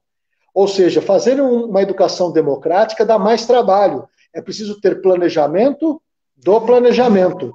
É preciso ter humildade e atitude de buscar ajuda nas fontes de conhecimento, literatura, vídeos, chamar atores fora do ambiente escolar, pedir a participação dos funcionários da escola, negociar a utilização de salas de recursos tecnológicos, sala ambiente, ou pátio, ou mesmo a quadra, ou seja, um trabalho de educação para a autonomia exige um nível de antecipação estratégica muito significativo e uma atitude permanente de aprender por parte do professor. Essa é uma questão importante que eu aprendi na minha experiência de 1988 a 1998, foram 10 anos trabalhando com planejamento participativo em escolas públicas e privadas da capital de São Paulo. Né? A minha experiência, eu tive experiência desde a pré-escola ao ensino médio, mas com planejamento participativo, ela aconteceu prioritariamente no Fundamental 2 e o ensino médio. Veja, saber gerenciar um planejamento participativo é uma forma de saber docente. A outra é como, em serviço, eu vou construindo e obtendo informações, elaborando um conhecimento prévio, para aproveitar a oportunidade na aula para chamar atenção para os aspectos sociológicos daquela atividade que os alunos concordaram em fazer. Né? Como é que eu aproveito e preparo antecipadamente um material para mostrar os mecanismos da estrutura e funcionamento do corpo? Como que eu preparo o chamamento de um grupo de dança, de luta, ou de atividade folclórica, ou esportistas, para que eu possa fazer uma visitação, ou seja, o planejamento participativo prevê a imaginação de tempos, espaços e pessoas diversos, para conferir autonomia. Caso contrário, a autonomia se faz fundamentalmente, veja bem, Foucault, importante para a gente pensar a educação, Freud também, Paulo Freire traz um horizonte epistemológico, filosófico e político. Foucault, Freud e Paulo Freire não falam absolutamente nada de educação física. E quem faz essa tradução, essa transformação didático-pedagógica são os professores em colaboração com pesquisadores. Veja, quando nós tentamos encaixar a realidade dentro dos nossos autores de preferência, nós não estamos ajudando necessariamente os professores a construir sua didática autônoma. Essa é uma questão que eu, por exemplo, que transitei a ponte da escola para a universidade, preciso me relembrar, porque invariavelmente eu posso incorrer nesse mesmo erro, que o que é uma didática autônoma? Hoje, nós vamos negar ou nós vamos aceitar um fato chamado Base Nacional Comum Curricular? O que seria um planejamento participativo dentro da linguagem do ideário das competências de uma educação física que está proposta na linguagem das competências, que é um aspecto, outro dentro do campo de linguagens, sendo que a educação física no campo de linguagens, na educação básica, a educação física no campo da saúde, área 21 no ensino superior, elas contêm uma arbitrariedade e um viés dos grupos políticos que, nas secretarias de educação, no MEC, educação básica ou no ensino superior, venceram a disputa. Porque corpo e movimento são temas, por natureza, inter e transdisciplinares. E um tema como esse, e falar em educação para a democracia, e a democracia numa pedagogia do corpo e do movimento, exige muita humildade e paciência pedagógica, paciência histórica e paciência afetiva, para poder construir experiências e não apenas vivências de atividades corporais apenas com caráter lúdico. Ou seja, o rigor, o professor Paulo Freire fala em rigorosidade epistemológica. Sem rigorosidade epistemológica, vai ser difícil da gente universalizar o entendimento da vida para além da concepção de terra plana que a gente está vendo por aí na sociedade. Muito bom, professor Walter. As suas reflexões são importantes para a gente falar de transposição didática, né, o como levar o conhecimento científico para uma prática pedagógica, e isso, sem sombra de dúvidas, a gente vai aprendendo no dia a dia. A gente não vai sair da universidade já sabendo fazer isso, né? Eu acho que na minha experiência aí, no dia a dia com a escola, eu tenho percebido que a literatura, ela tem me ajudado a ampliar essa leitura de mundo, porém, sempre em diálogo com essas pessoas que estão lá na escola. E aí, acho que a parte mais difícil que eu tenho percebido é fazer exatamente essa transposição, né? O como colocar a palavra de Paulo Freire na prática. Eu fico refletindo muito sobre isso, né? E eu acho que aí o diálogo entre a universidade, né, e a escola, ela é necessária, ela é essencial, e por isso que a gente cria momentos como esses aqui, que não se esgotam agora. A gente precisa dialogar com a escola, deixar as pessoas mais próximas, para que em conectividade a gente consiga ampliar essas visões de mundo, né? Eu acho que é meio por aí, tá? Agora eu quero chamar todo mundo para a tela aqui, que a gente vai para a parte final, A gente tinha programado 1 hora de live, gente. Já estamos aí estourando 1h20. Eu queria agradecer de coração cada um de vocês que estão aí, né, até o momento. Eu já consegui capturar algumas perguntas e eu acho que não vale a pena mais a gente prolongar o tempo de live, senão as pessoas têm seus compromissos. Mas a gente vai tentar aqui, na medida do possível, responder todas, e aquelas que a gente não conseguir responder, eu peço para que todo mundo entre em contato nas redes sociais de cada um de vocês aqui, nossos participantes hoje, para que comecem a dialogar. Eu acho que tem uma pergunta aqui pertinente para os três, né? E eu vou começar perguntando para a Val. Val, uma pergunta da Cristiane Monteiro. Será que estamos vivendo uma educação bancária digital no contexto da pandemia? O que você acha? Olha, Irá, eu vou falar para você que eu acho que essa pandemia, ela escancarou problemas que a gente já tinha há muito tempo, né? Eu acho que tudo ganhou um holofote maior. Então, eu começo pela desigualdade social. Então, como que eu vou pensar em educação remota se os meus alunos não têm computador, se os meus alunos não têm ambiente de estudo, se os meus alunos não têm nem celular, se eles iam para a escola para poder fazer as refeições e essas refeições não estão tendo mais. Então, a gente tem aí uma série de questões que foram escancaradas pela pandemia, né? Eram questões que estavam ali no nosso cotidiano, mas que a gente ia lidando com elas e que nessa ocasião elas estão extremamente escancaradas. Então, a educação bancária, na educação física, em todas as outras disciplinas, ela sempre continuou, né? Por meio da Base Nacional Comum Curricular, dessas questões conteudistas que a gente tem, né? Dos vestibulares, do Enem, enfim. Então, tudo isso sempre aconteceu. A pandemia, eu acho que escancarou, né? Então, quando a gente vai para a educação remota, isso ficou muito mais latente, né? Principalmente na educação física.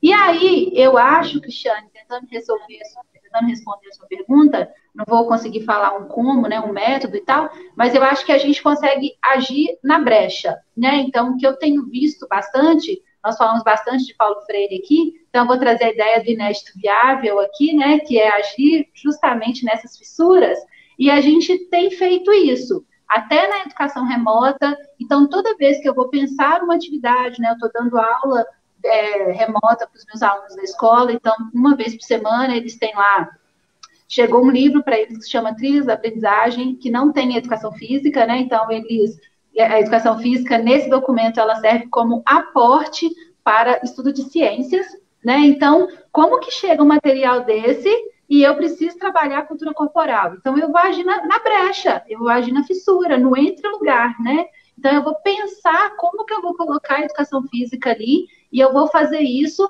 sempre que eu vou pensar uma atividade. Então, eu vou pensar como que os meus alunos podem ser ativos perante essa atividade, como que eu posso possibilitar que os meus alunos, eles pensem além da vivência para a experiência dessa prática corporal, né? Então, o que fazer essa atividade está contribuindo para quê para o meu aluno? Então, eu vou fazendo esses exercícios de reflexão para tentar agir na fissura de uma realidade que foi escancarada aí com a pandemia.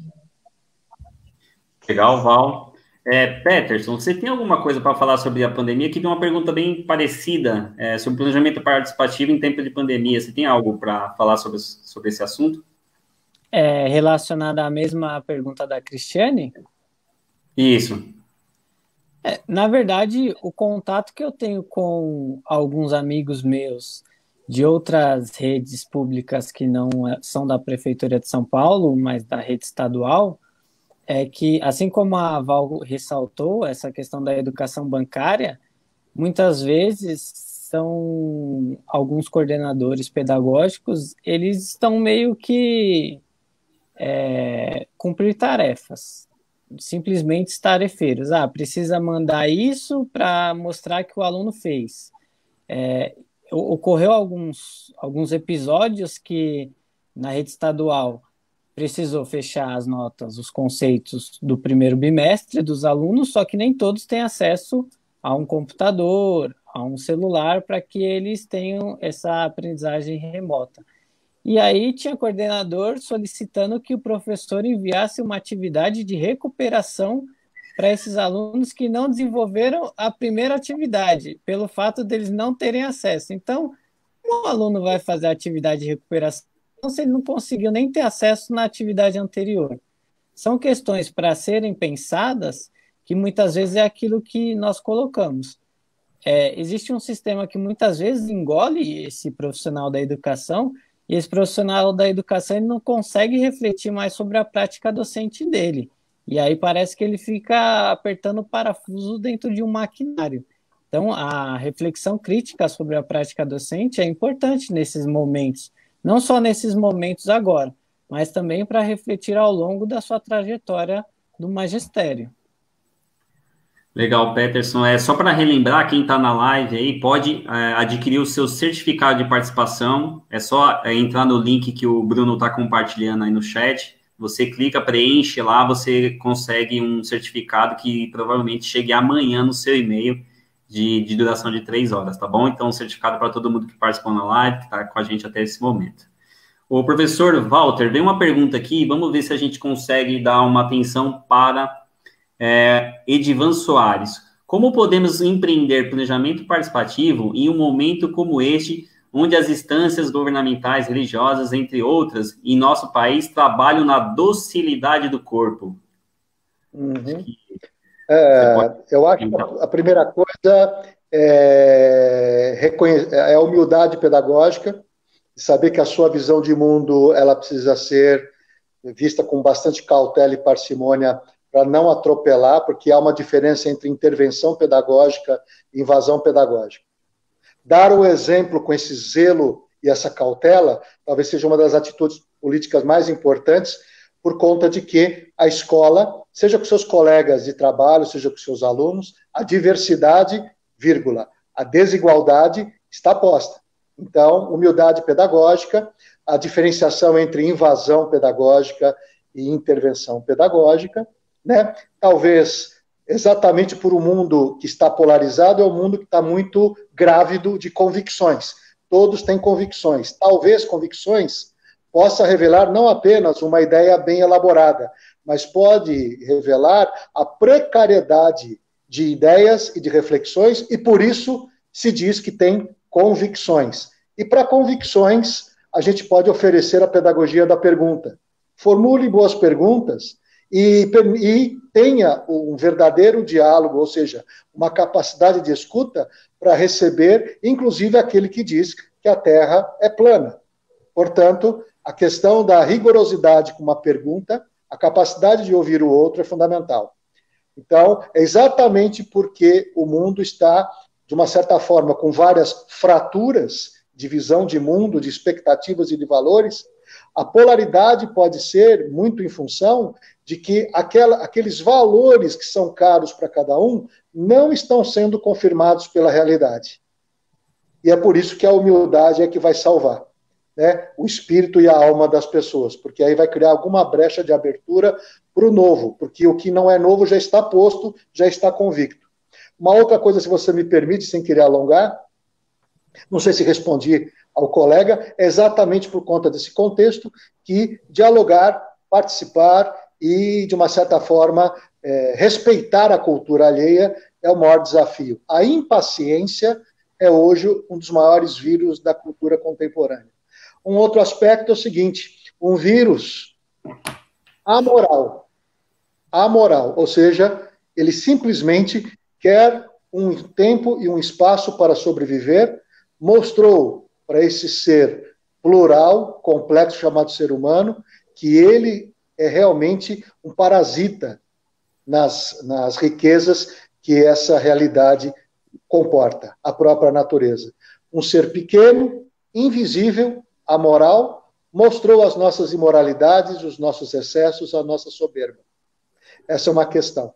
A outra, se me permitem, não deixe que o medo paralise você. Apenas respeite o medo. Se você quiser fazer alguma coisa importante para si, acolha as imagens que a sua interioridade está lhe provendo.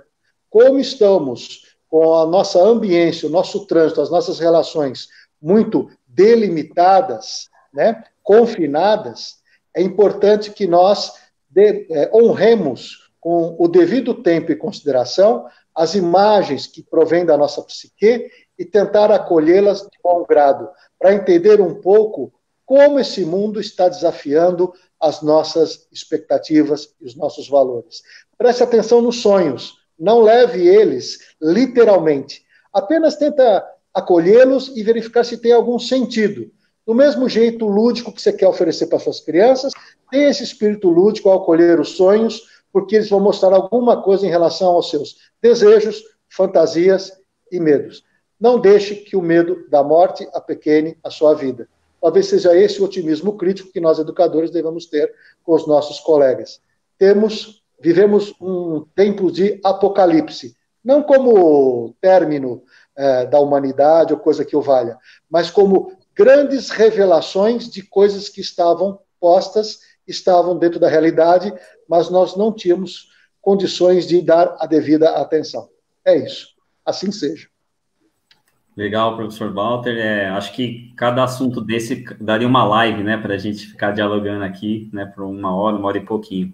Eu vou fazer uma escolha aqui de uma pergunta que eu gostaria que a Valdilene e o Peterson respondessem.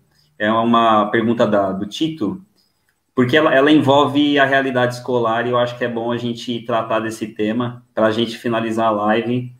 Lembrando que esse tema eles não se esgota como os outros que a gente está propondo aqui na EFE Conectiva. Então, vamos lá. Professores, vocês utilizam o planejamento participativo durante o ano todo? Em algum momento realizam suas aulas de outra forma? Eu acho que para a gente finalizar e trazer a realidade escolar, Val e Peterson, como a gente conseguiria visualizar essa pergunta pensando, Val, na sua realidade de tantas turmas, Peterson, na sua realidade de tantas turmas? Val, pode começar contigo? Posso? Então, eu acho que não, eu não utilizo o planejamento participativo o tempo inteiro, né? Mas eu acho que eu parto de uma visão epistemológica de educação física, onde eu tenho uma escuta verdadeira com os meus alunos, né? Então, por mais que, por vezes, eu faça todas as escolhas, isso acontece, né, quando eu tenho 15 turmas de ensino fundamental para dar aula, então eu escolho, a gente vai trabalhar com ginástica e a gente vai pensar sobre esses elementos da ginástica e tal, por mais que, porque essa ideia, né, acho que o planejamento participativo, esse nosso diálogo, ele tem que transcender as escolhas metodológicas.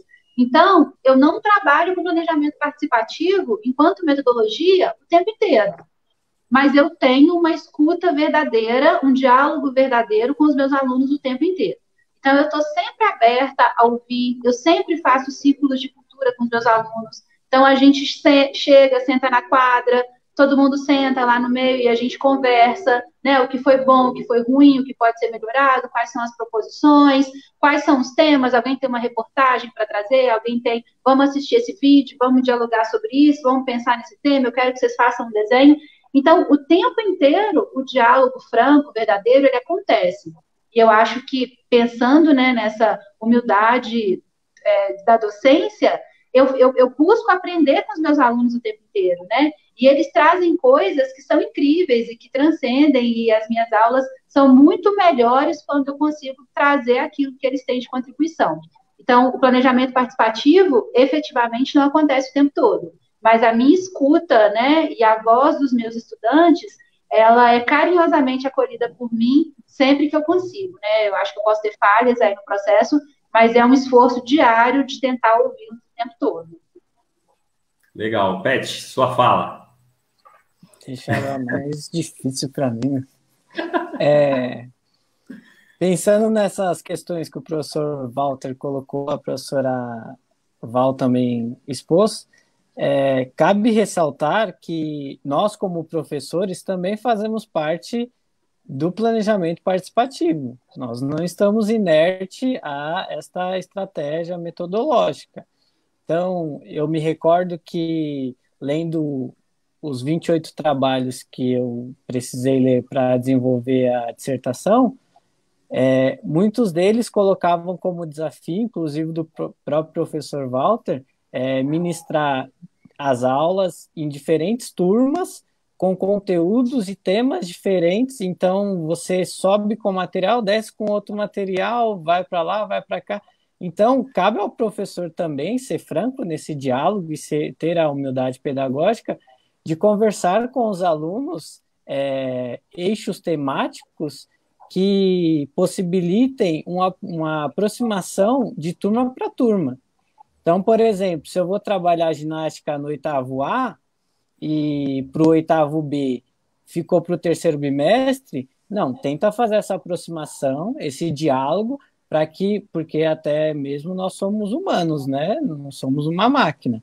Então, o planejamento participativo desenvolvido durante o ano, ele precisa ter essas reflexões pedagógicas para que o professor também não gere muito acúmulo de trabalho, até porque muitos deles não lecionam apenas 2, 3 aulas por dia, outros acumulam com outras escolas. Então, ele precisa dialogar com os alunos dele, pensar, refletir sobre a prática docente dele, para que esses eixos temáticos, essas proximidades de conteúdo sejam possíveis para que ele desenvolva o planejamento participativo. Nessa questão da humildade pedagógica é importante porque você aprende muitas coisas com os alunos. Assim como o professor Walter ressaltou que você pode fazer parcerias com pessoas ao entorno da escola, muitos docentes, uma parte dos docentes, ainda não tem a humildade de que ele não é detentor do conhecimento em si. Ele tem diversos conhecimentos que precisam ser mediados dentro da escola, mas também que existem outras pessoas que têm conhecimento sobre aquela temática e desenvolvendo essas parcerias gera um enriquecimento cultural dentro da própria aula deles. Eu lembro que a escola que eu estou ano passado desenvolveu uma parceria com a residência pedagógica da Unixul de São Miguel, e eu aprendi muito com os alunos estagiários, assim como eu considero que eu consegui ensinar muitas coisas para eles. E não é vergonhoso eu dizer que eu aprendi com um estagiário, não. Assim como eles têm conhecimentos a me proporcionarem, os alunos também têm, o corpo gestor também tem, cabe o professor a ter a humildade para refletir sobre esses conhecimentos e desenvolver na prática docente dele. Então, dentro dessa questão de se eu desenvolvo planejamento participativo a todo momento durante o ano, cabe a reflexão para que essas participações sejam em todas as aulas e que você tenha também, dentro da microfísica do poder, uma voz ativa com os seus alunos, para que você dialogue de maneira sincera com eles sobre os temas, os conteúdos que serão trabalhados e por que serão trabalhados. Legal. De antemão, eu agradeço cada um de vocês pelas reflexões feitas aqui. Agradecer cada um do chat que está participando. Tem um debate muito legal ali para vocês, depois, com calma, irem lá e verem como foi legal o debate. Professor Walter, professor Valdilene, Peterson, tem pergunta no chat. Dá para vocês entrarem lá depois e responder para cada um deles, tá? Pela nossa página da EFE Conectiva mesmo, direto. A gente vai subir a live lá assim que terminar aqui. E eu queria pedir para cada um de vocês falar uma palavra de despedida aí para todo mundo, agradecer, tá bom? Começando aí pela professora Valdilene. Pode começar, Val. Acho que para a gente fechar, né, Irá, eu vou trazer uma reflexão que o Peterson trouxe no início, que a gente precisa esperançar, né? Eu sei que o contexto político atual, ele está massacrando a gente que está na escola pública, né? Então, pelo que eu pude acompanhar dos comentários aqui no chat, das nossas conversas, nós três que somos professores de escola pública, né? A gente vem sendo massacrado pelas políticas educacionais aí a cada ano que passa, e com os tempos de pandemia, acho que isso ficou mais acentuado ainda, e a gente precisa de explicar o óbvio o tempo inteiro, né? Há 4 anos atrás, eu entrei no doutorado para estudar Paulo Freire, e hoje em dia eu sou acusada de subversão por isso, e então, de comunismo e de um monte de outras coisas. Então, eu acho que a gente precisa esperançar e pensar que tudo isso vai passar, né? E isso, quando passar, a gente vai estar mais forte, a gente vai estar mais resiliente e a gente vai continuar acreditando na construção de um mundo melhor por meio da educação. Legal, Val. Val, só um detalhe, depois tem uma pergunta do Fábio D'Angelo, responde lá no chat para ele no particular, se você puder, tá bom? Pet, você, Pet. Queria agradecer a todos e a todas, foi um prazer dividir essa live com o professor Walter, com a professora Val, com o Irá, O professor Walter eu havia convidado para a banca de mestrado, só que infelizmente não foi possível ele estar presente.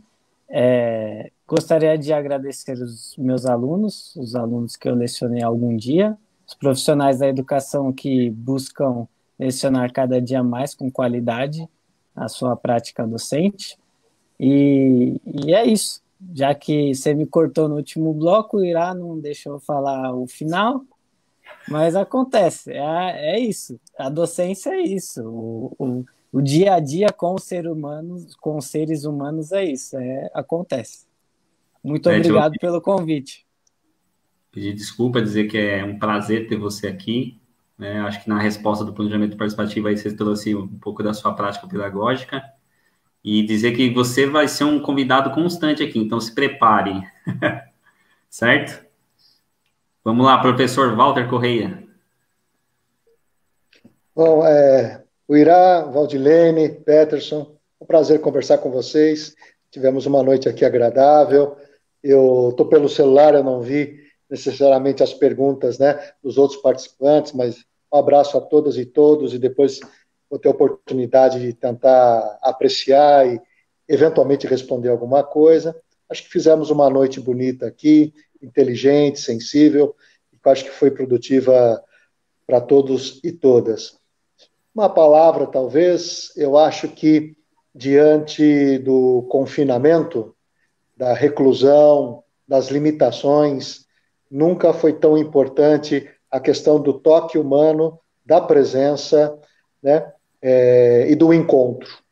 Então, que a gente pense a respeito sobre essas coisas, da presença, do encontro e do toque, que é um ato político e, fundamentalmente, talvez seja um dos gestos de humanidade mais específicos que nós podemos testemunhar nas nossas vidas.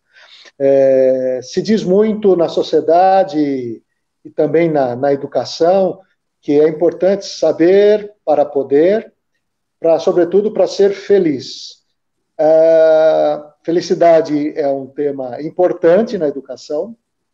Talvez muitas pessoas estejam pensando nesse momento sobre como é ou como resgata a felicidade, mas eu gostaria de oferecer um outro ponto de vista ao lado da nossa felicidade, da nossa eudaimonia, né, segundo os gregos, que era o equivalente à felicidade, que é o seguinte: tudo bem, não vamos negligenciar a questão da felicidade, mas talvez a coisa mais importante nas relações de saber e poder, nosso esforço, nosso trabalho, é construir propósito de vida. E a felicidade talvez seja uma consequência disso. E é por isso que eu acho que nós estamos aqui hoje à noite conversando.